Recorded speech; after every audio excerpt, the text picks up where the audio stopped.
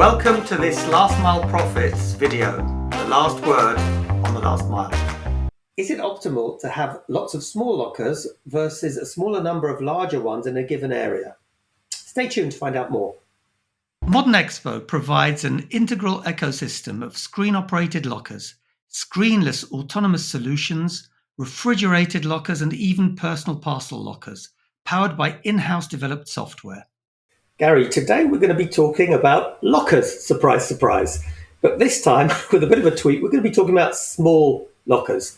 Do really small lockers make sense? What are the benefits? What are the disadvantages? And what is really optimal for carriers or network operators?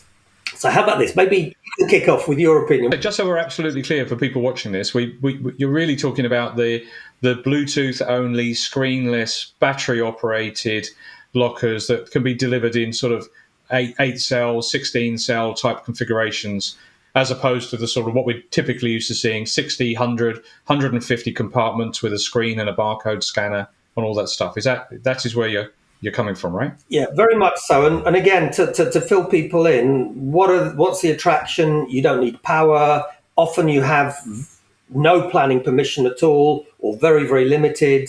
It's cheaper, it's easier, it will fit there. So it's easier in all respects in terms of putting the machine in situ. But then the question is, operationally, does it work so well? And my view, I'll kick off and then we'll see what you think, Gary. But my view is this: no, it doesn't.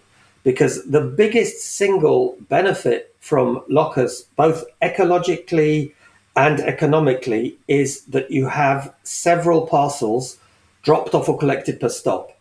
If you have a machine that is much smaller, you cannot achieve the sort of levels InPost has of sometimes 80 parcels at a stop. But also you have another D benefit. Is that right? I don't know, Gary, if that's right in English, but I'll say it. D benefit, which is that the consumer sometimes will find there's no space for his parcel or for his return. Right, what do you reckon about that? Well, I think you've hit the headlines there. I mean, what a carrier looks at is stock cost. From the moment the driver puts the handbrake on, carries out whatever transaction he's doing, gets back in the vehicle and lets the handbrake off again, how much does that cost? So, they will all know what that is. It could be £5, €10, whatever it is. It'd be different for every carrier. If they aren't delivering enough parcels into that locker to make that stop worthwhile, then the incremental benefit over just delivering to home or to a PUDO over the counter is lost.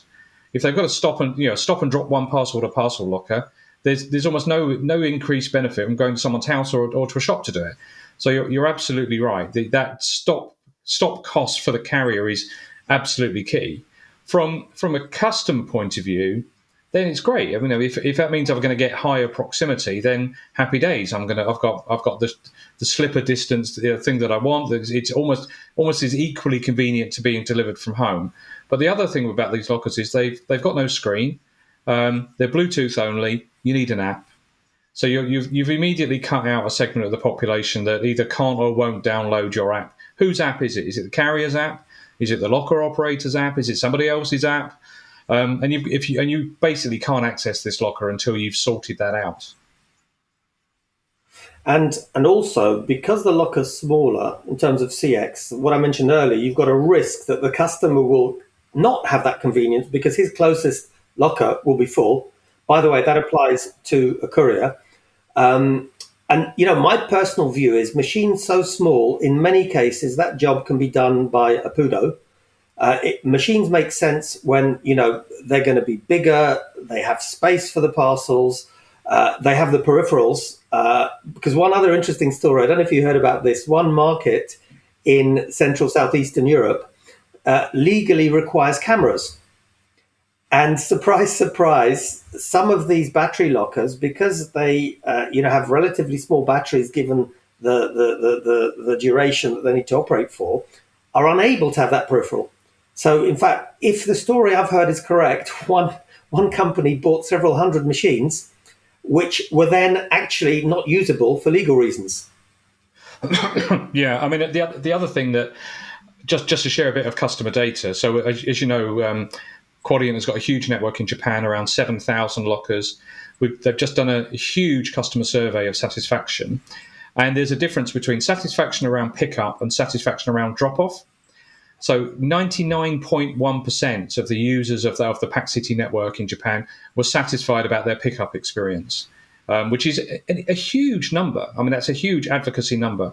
But the drop-off number, still really healthy, was 97.9%.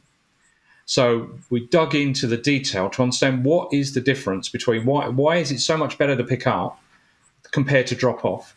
And the number one reason was the locker was unavailable when I got there. That it was already full. The second reason was there wasn't a locker where I wanted it to be. So this whole thing about convenience and it being right for me is the definite driver for customer experience. So if you are going to go high density and small units, and they are relatively small units in Japan, you've got to have loads of them to make sure that you don't turn people away dissatisfied.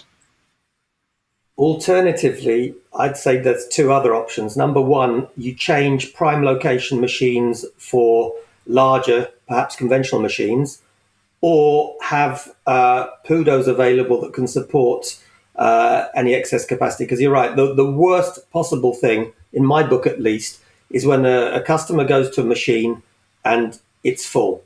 Nothing is worse than that. It's like, you go to a shop with a shop window saying we're closed. So I think, there's a lot of ways around it. One question out of interest, because you know this, how many machines do you guys have in Japan? Just around 7,000 locations. Now, interestingly, wow, of that 7,000, 4,500 are in the Greater Tokyo area. 95% of the population of Tokyo are within a 5-minute walk, not drive, walk of one of these lockers. And even with that density, people are saying, where's the next one going to be?